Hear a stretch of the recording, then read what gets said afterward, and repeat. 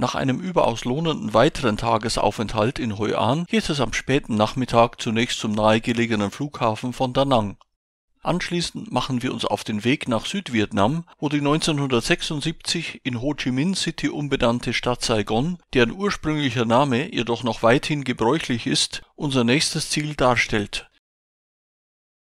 Für die am nächsten Tag anstehende Stadtbesichtigung liegt unser Hotel ideal im Stadtzentrum. Unser Besichtigungsprogramm umfasst die Wiedervereinigungshalle, die Kathedrale, das Postamt, das Opernhaus, das Rathaus sowie den Ben Thanh Markt. Am Abend lockt noch eine Flusskreuzfahrt entlang der beleuchteten Skyline. Nach der ersten Übernachtung inspizieren wir zunächst die nähere Umgebung unseres Hotels und staunen dabei über die gegenüber stattfindenden, etwas unkonventionellen Abbrucharbeiten.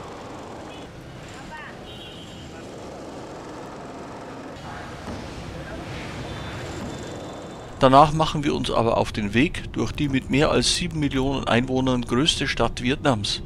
Unser erstes Ziel ist dabei eines der Wahrzeichen der Stadt, der ehemalige Unabhängigkeitspalast, der seit Ende des Vietnamkriegs Wiedervereinigungspalast genannt wird. Die heute als Museum fungierenden Räume sind hochgradig geschichtsträchtig, da an diesem Ort 1975 das Ende des Vietnamkriegs und die Wiedervereinigung beschlossen wurden und sich anschließend die neue Regierung hier konstituierte. Im Kellerbunker lassen sich noch die ehemaligen Kommandoräume besichtigen und auf dem Dach hat man die Stellen markiert, wo 1975 2 Bomben einschlugen. Etwas angenehmer ist sicherlich die Aussicht auf Garten und Stadt. Danach setzen wir unsere Tour durch die angenehm begrünte Stadt fort und erreichen nach kurzer Zeit die neoromanische Notre-Dame-Kathedrale, die Ende des 19. Jahrhunderts erbaut und 1959 zu einer Marienkathedrale geweiht wurde.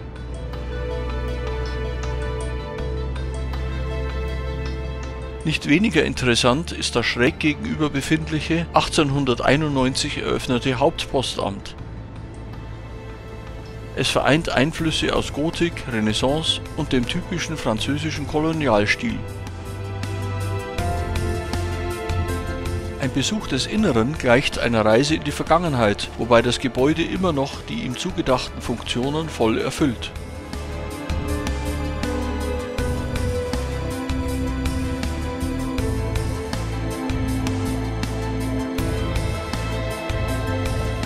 Anschließend geht es zu Fuß weiter durch das Stadtzentrum mit seiner interessanten Mischung aus moderner und traditioneller Bausubstanz.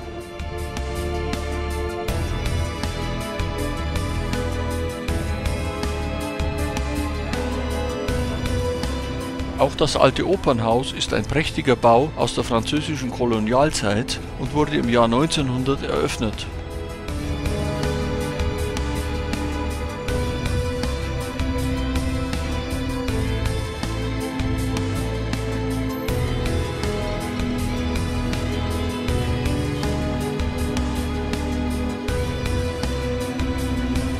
Nur wenige Meter weiter erreicht man eine wundervolle Parkanlage mit einem dekorativen Lotusblütenbrunnen vor dem Hintergrund des prächtigen Rathauses aus dem Jahre 1901.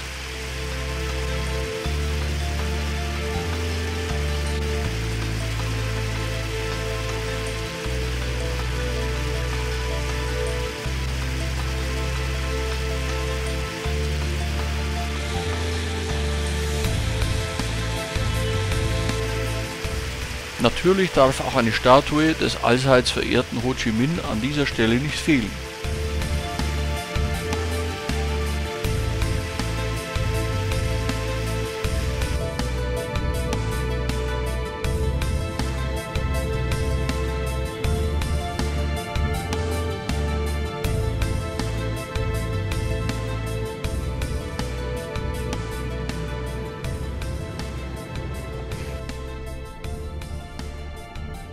Da eine Innenbesichtigung des Rathauses nicht erlaubt ist, fahren wir noch einmal mit bewundernden Blicken daran vorbei, um anschließend dem quirligen Ben Thanh Markt einen Besuch abzustatten. Hier decken wir uns vor allem mit dem betörend duftenden Jasmintee ein.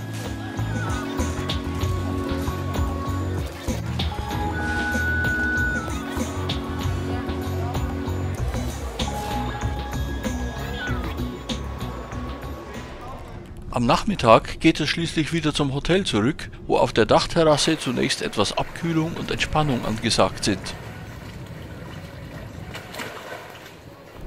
Am Abend machen wir uns dann per Taxi auf den Weg zu einem weiteren Highlight und durchqueren zunächst die Innenstadt in Richtung Saigon River. Hier wartet bereits ein elegantes Flusskreuzfahrtschiff auf seine Gäste, die sich von einer sogenannten Dinner Cruise eine erlebnisreiche Verbindung aus Lichterfahrt und stilvollem Abendessen versprechen. Schon lange bevor sich das nach außen hin offene Deck mit den erwartungsvollen Gästen füllt, werden die Vorbereitungen für ein vielversprechendes Buffet getroffen.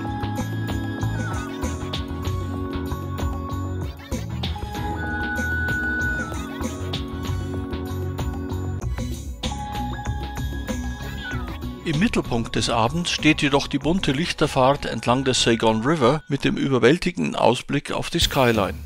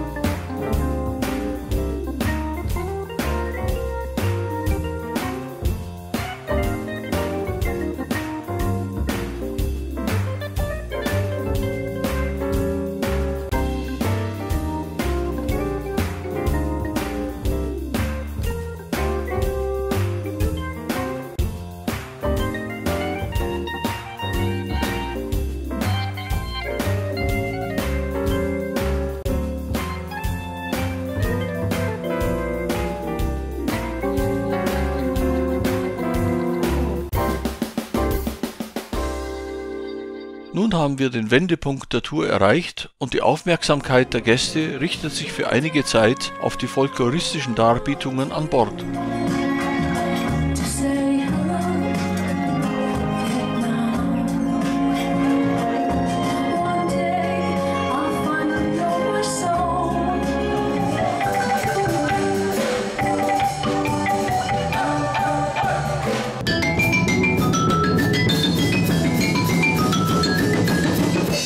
Dann geht es jedoch wieder zum Ausgangspunkt zurück und wir genießen die spektakuläre Fahrt nochmals aus anderer Perspektive.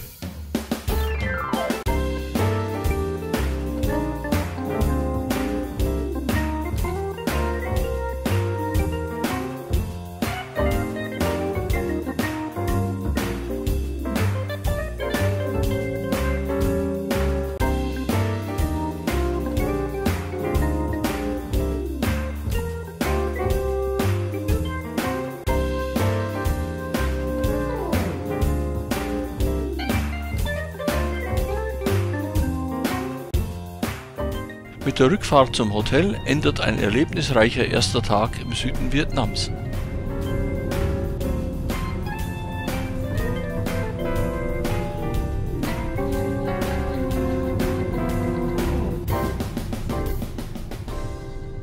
Am nächsten Morgen stellen wir sogleich erstaunt fest, dass der einsame Abbrucharbeiter vom Vortag inzwischen ganze Arbeit geleistet hat.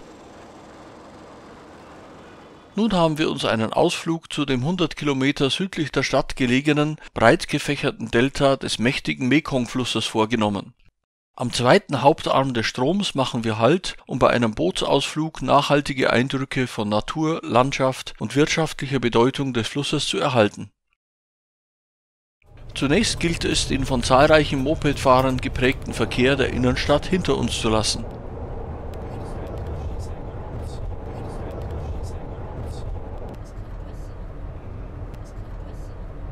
Schließlich erreichen wir den ersten Hauptarm des durch Sedimentation entstandenen Deltas, das heute immer noch jährlich um etwa 80 Meter anwächst. Der fruchtbare Schwemmlandboden ermöglicht eine intensive landwirtschaftliche Nutzung und macht das Gebiet somit zur Lebensader des Landes.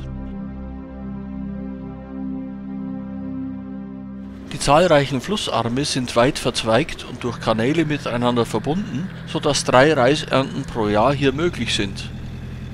Neben tropischen Früchten werden auch noch Zuckerrohr, Obst und Gemüse angebaut und der Fluss selbst bietet die Grundlage für Fischfang.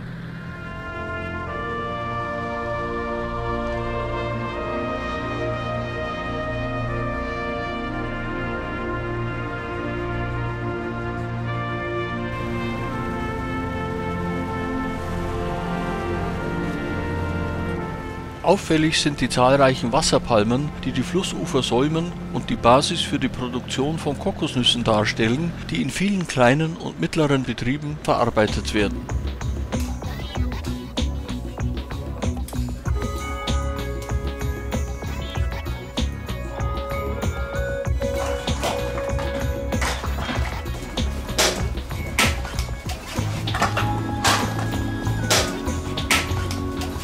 Auch etliche Nebenprodukte der Kokosnuss werden hier produziert.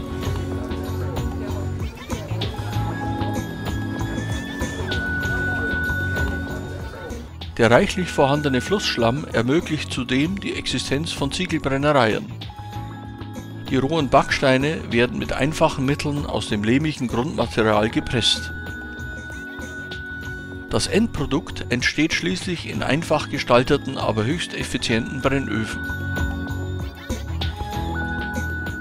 Als Brennmaterial hierfür dient das ebenfalls reichlich vorhandene Reisstroh. Auf dem weiteren Weg durch das ausgedehnte Deltagebiet werden nun die Wasserstraßen immer enger, sodass wir in den Genuss eines zunehmend intensiven Kontakts zu Natur und Vegetation kommen.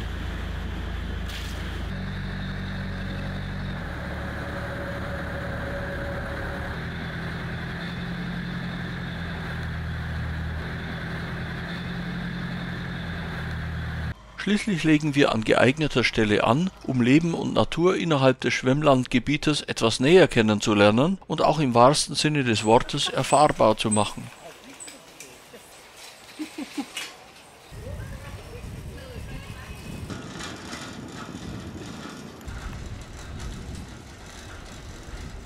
Zahlreiche Gräben und Kanäle stellen die umfangreiche Bewässerung sicher.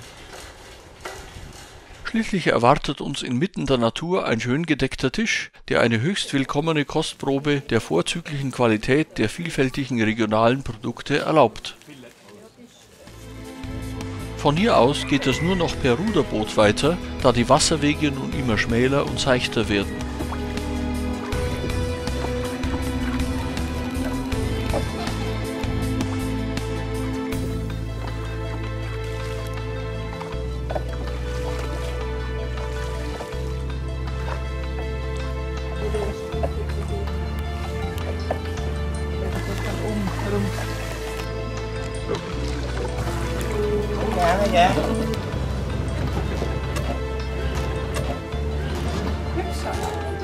Mit dem Erreichen der schiffbaren Gewässer ist nur noch gelegentlich darauf zu achten, bei Brücken rechtzeitig Dach und Köpfe einzuziehen.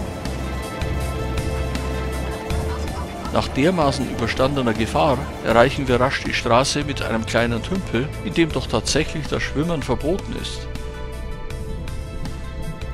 Unser Tagesprogramm neigt sich hiermit seinem Ende zu und es geht wieder zurück in die Stadt Saigon.